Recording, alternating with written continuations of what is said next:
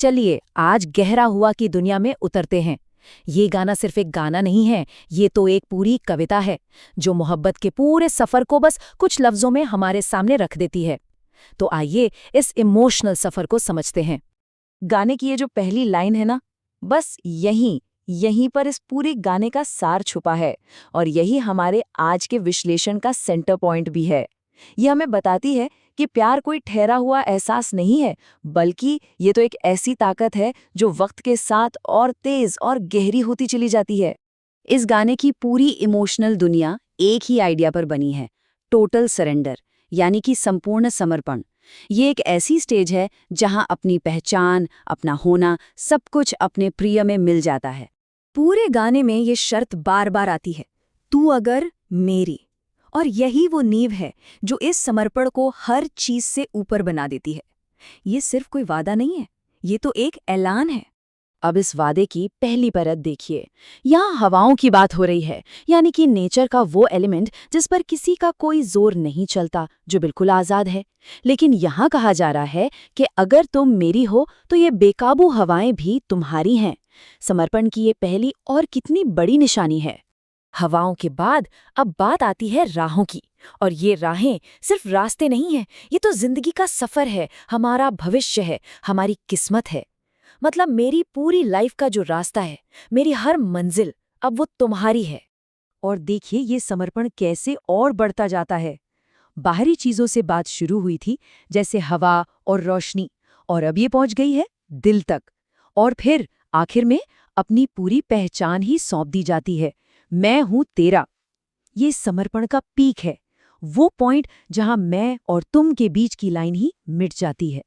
तो एक तरफ तो ये समर्पण है, और इससे आगे बढ़कर ये गीत प्रिय को एक बहुत ही ऊंचा, लगभग एक अलौकिक दर्जा देता है।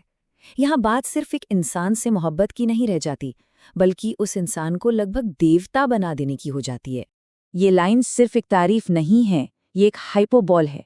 ये तुरंत प्रिय को इंसानी दर्जे से उठाकर कहीं बहुत ऊपर फरिश्तों की दुनिया में ले जाकर रख देती है और उन्हें सबसे कीमती चीज बना देती है। ये तुलना तो और भी कमाल की है। यहाँ आसमान को एक जिंदा चीज की तरह दिखाया गया है, एक गवाह जो हमेशा से बिना पलके झपकाए सब कुछ देख रहा है। लेकिन गीत कहता है कि उस हमेशा जागने वाले आसमान ने भी तुम्हारे जैसा कोई नहीं देखा। क्या खूबसूरती है। तो इसका मतलब ये हुआ कि प्रिय सिर्फ दिव्य नहीं है, बल्कि वो हर रोशनी और हर खूबसूरती का सोर्स है। जहां वो है बस वहीं पर रौनक है, यानी उसके बिना तो दुनिया में कोई चमक ही नहीं है, सब कुछ फीका है। अब हम इस गाने के इमोशनल पीक पर पहुंचते हैं, जहां प्यार एक नर्म सा एहसास नहीं, बल्कि एक ऐसी शक्ति के तौर पर सामने आता है जो पूरी दुनिया बदल सकती है। ये प्यार की अपनी एक क्रांति है। इनकलाब, ये शब्द अपने आप में बहुत भारी है।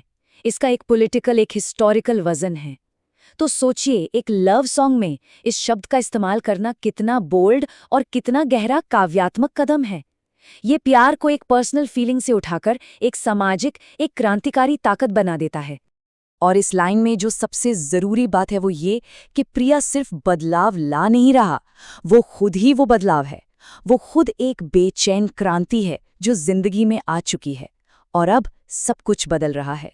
तो अब हम वापस गाने के टाइटल पर आते हैं और देखते हैं कि ये जो क्रांति है, ये आखिर दिखती कैसे है। ये क्रांति ही है जो प्यार के रंग को और भी गहरा और भी पक्का कर देती है। गहरा हुआ का मतलब सिर्फ ये नहीं है कि प्यार हो गया, नहीं, इसका मतलब है कि प्यार लगातार हो रहा है, बढ़ रहा है, अपनी जड़ें और गहरी कर रहा है। ये एक प्रोसेस है, कोई मंजिल नहीं। ये एक सफर है जो चलता रहता है। और ये गाना इस प्रोसेस को इतनी खूबसूरती से दिखाता है। देखिए, बात शुरू होती है एक एब्स्ट्रैक्ट आइडिया से, आशिकी का रंग। फिर ये थोड़ी और पर्सनल होती है, तेरी याद। और आखिर में ये पूरी तरह एक हो जाती है, तेरा हुआ। प्रेमी और प्रिया अब अलग अलग नहीं हैं।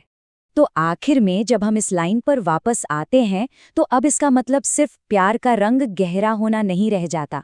अब इसमें वो पूरा सफर, वो समर्पण, वो भक्ति और वो क्रांति, सब कुछ शामिल है। ये उस पूरे इमोशनल सफर का नतीजा है।